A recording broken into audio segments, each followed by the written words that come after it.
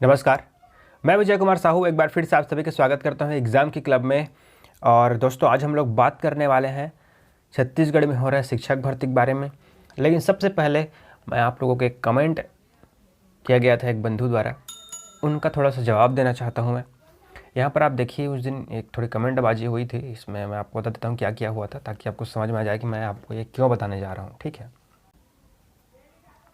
ये यहाँ पर आप देख सकते हैं ना, भर्ती 1 साल और आगे ना बढ़ाया जाए, है ना, अगर या तो फिर क्या कर दिया जाए, इससे अच्छा है कि रद्द कर दिया जाए, ऐसा बोला जा रहा है इनके द्वारा। ठीक है, तो मैंने कहा कि रद्द क्यों करें भाई, हम लोगों ने बहुत मेहनत किया हुआ है। ठीक है, अब अगर दोबारा एग्ज़ाम होगा तो दोबारा निकालना मुश्किल होगा, और होगा भी अभी नहीं होगा, इसकी कोई गारंटी नहीं है। मैंने उनको ऐसा कहा था, तो फिर इन्होंने फिर मुझे रिप्लाई किया कि हाँ यार, मैं खुद दोबारा नहीं निकाल पाऊँगा, लेकिन जो भर्ती है वो इसी साल हो जाए तो अच्छा है, ऐसा इन्होंने कहा। ठीक है, फिर अब ये इस वाले पे है ना, जिसमें मैंने कहा था कि हम लोगों ने बहुत मेहनत किया था, है ना, इस पर इन्होंने कमेंट किया है। एक बंधु है हमारे, इन्होंने, है ना, इन्होंने क्या कमेंट किया कि शिक्षक भर्ती निकालने वाले कभी पटवारी के एग्ज़ाम निकाल के दिखाओ, 40 नंबर ला के 14,580 पोस्ट में से एग्ज़ाम निकाल के यह मत बोलो कि मेहनत किया है ना। यानी कि इनका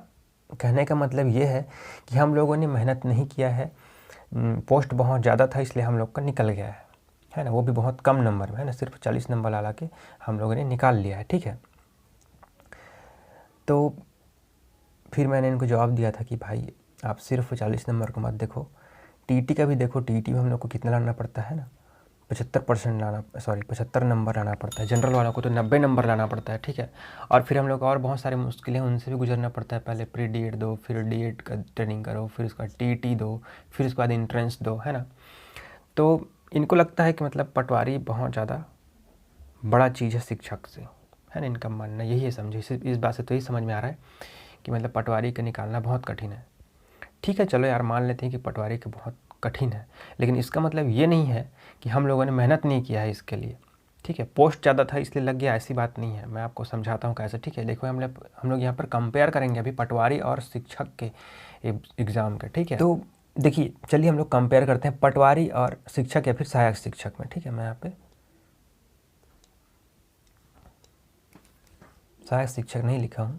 ठीक है, आप लोग चाहते हैं सहायक शिक्षक भी लिख सकते हैं, फिर शिक्षक, क्योंकि मैं यहाँ पर जो ग्रेजुएशन लेवल है उसमें भी कंपेयर करने वाला हूँ एसडीएम से और शिक्षक का, इसलिए मैंने यहाँ पे शिक्षक ही लिख दिया हुआ है।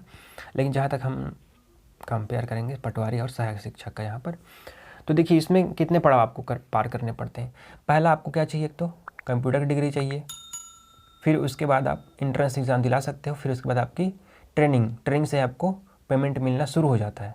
ठीक है, यहीं से आपको पेमेंट मिलना शुरू हो जाता है। ठीक है, यानी कि 2 पड़ाव पार करने के बाद आपको सीधा नौकरी मिल जाती है, समझो।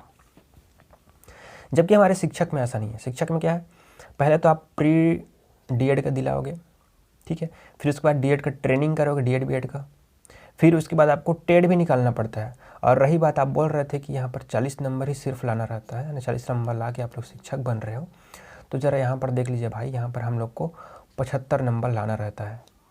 75 नंबर से कम लाते हो तो आपको बिल्कुल भी चयन नहीं होगा, और आप अगर जनरल वाले हो तब तो और भी और ज़्यादा, है ना, यानी कि 90 नंबर आपको लाना रहता है टीटी में। ठीक है, तो फिर 40 नंबर यहाँ पर लाए हैं उसको मत देखिए, यहाँ पर देखिए, यहाँ पर हम 90 और 75 नंबर लाते हैं।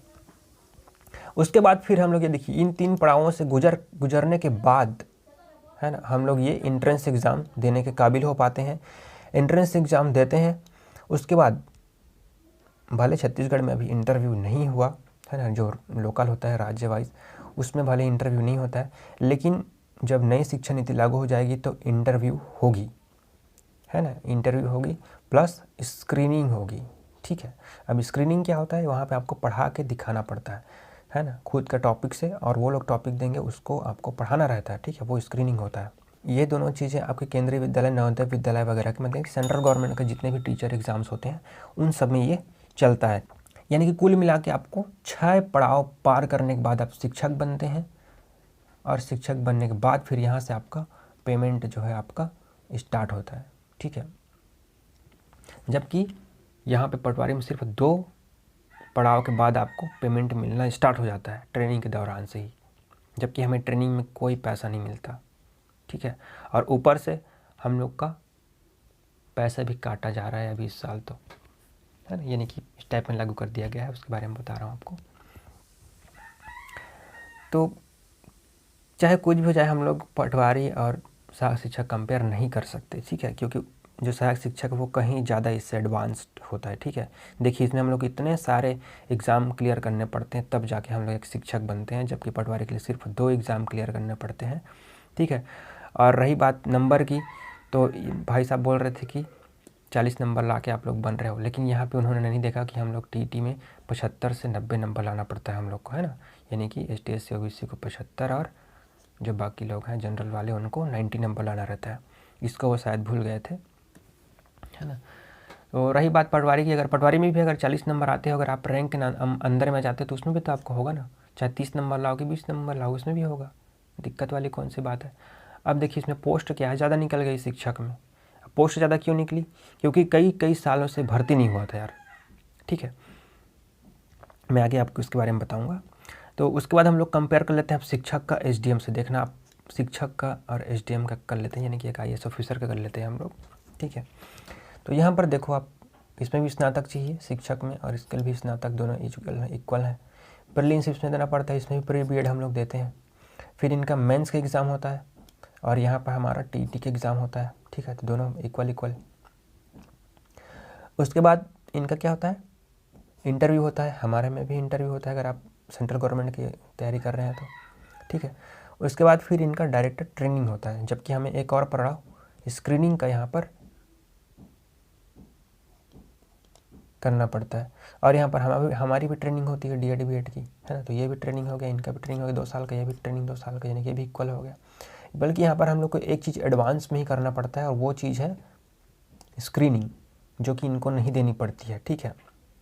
ना तो इनको एलिजिबिलिटी का परीक्षा देना पड़ता है, ठीक है। डायरेक्ट ये लोग क्या बनेंगे, SDM बनेंगे, और इनको ट्रेनिंग के दौरान ही इनको पेमेंट मिलना शुरू हो जाता है, जबकि शिक्षक को सिर्फ शिक्षक बनने के बाद ही पेमेंट मिलना स्टार्ट होता है, और उसमें भी पैसा कट करके मिलेगा, ठीक है। तो आप यहाँ भी आप देख सकते हैं कंपेयर करके कि शिक्षक की जो नौकरी है वो ज़्यादा मुश्किल है SDM की तुलना में, ठीक है। यानी कि ज़्यादा मेहनत करना पड़ता है, ये बोल रहा हूँ मैं, है ना। मतलब ये नहीं बोल रहा हूँ कि एकदम इसके बराबर ही होगा। अगर इसके कंपेयर में अगर हम देखें तो शिक्षक कोई कम नहीं है ना, शिक्षक लोग भी कम नहीं है। मैं ये बताना चाहता हूँ मेरे शिक्षक भाइयों, आप लोग अपना मनोबल कभी भी नीचे मत कीजिएगा। आप लोग एक SDM से भी ऊपर समझो, है ना। कभी अपने आत्मविश्वास को कमज़ोर मत कीजिएगा। रही बात शिक्षक भर्ती की, तो शिक्षक भर्ती अभी होकर रहेगी। मैं आपको कुछ प्रूफ देता हूँ, आपको देखिए, है ना। अभी भले हालत अभी सही नहीं है, हालत अभी थोड़ा सा बहुत बद से बदतर हो गया है हालत अभी पूरे देश का, है ना। वैक्सीन में भी कमी देखने को मिल रही है, ठीक है। वैक्सीन नहीं मिल पा रहा है, वैक्सीन में कमी हो रहा है, ठीक है। लेकिन आप अभी देखिए क्या होगा, कुछ दिनों बाद वैक्सीन में थोड़ा सा उछाल आएगा, है ना। क्योंकि अभी क्या है, अमेरिका से रॉ मटेरियल नहीं पहुंच पा रहा है इंडिया में, तो थोड़ा सा दिक्कत जा रहा है। ऊपर से अभी थोड़ा कीमत में भी अभी थोड़ा कुछ ज़्यादा ही बढ़ा दिया है कीमत को, है ना, बहुत ज़्यादा बढ़ा दिया गया है, जिसके कारण अभी राज्यों को थोड़ा सा प्रॉब्लम होगा, है ना। लेकिन कुछ दिनों बाद वैक्सीन भी अच्छे से प्रोड्यूस होने लग जाएगा। और यहाँ तक कि नई जो वैक्सीन है, जैसे कि रसिया का जो स्पुतनिक है ना, स्पुतनिक, उसको जो स्पुतनिक भी है उसको भी भारत में अलाउ कर दिया गया है, 10-15 दिन में वो भी आ जाएगी, है ना। फिर अभी बहुत सारे नोज़ल वाले जो वैक्सीन है वो भी आ रहे हैं, और भी भारत के कई नए वैक्सीन हैं उनको भी ट्रायल करने का अब अनुमति दे दिया गया है। वो भी बहुत जल्द अपना ट्रायल कर लेंगे, तो 3-4 महीना भी, 5-6 महीना में तो ज़रूरी है ना आ जाना, सभी वैक्सीन आ जाएंगे 4-5-6 महीने में, ठीक है। तो आज से 6 महीने बाद जो हालात हैं वो बहुत ज़्यादा सुधर जाएंगे। भर्ती में लगभग 1 से 2 महीने का भले लेट हो जाएगा, क्योंकि हालात अभी ख़राब है यार, तो हम लोग को समझना होगा। और इस चीज़ को शायद सरकार भी मानती है ना, कि भर्ती बहुत ज़्यादा लेट हो गई है, और अगर इस बार नहीं करेंगे तो फिर उनके ऊपर फिर से बहुत ज़्यादा दबाव बनेगा, तो सरकार बिल्कुल भी नहीं चाहेगी, है ना।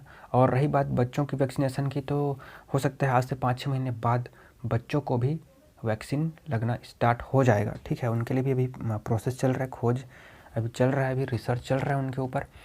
तो बच्चों को भी वैक्सीन लग जाएगा। अब वैक्सीन लग जाएगा तो फिर स्कूल खुलेगा, है ना।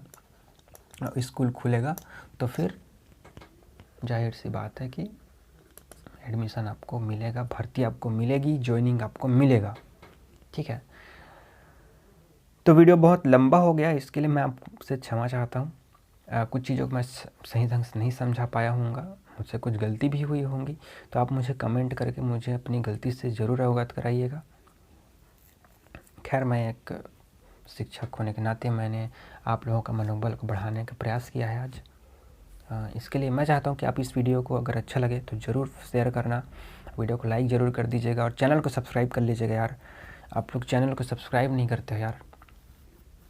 मेरे वीडियोस पे बहुत सारे व्यूज़ आते हैं लेकिन सब्सक्राइबर नहीं आ रहे हैं यार। तो प्लीज़ आप लोग चैनल को सब्सक्राइब ज़रूर कीजिएगा। तब तक के लिए मुझे दीजिए विदा। नमस्कार।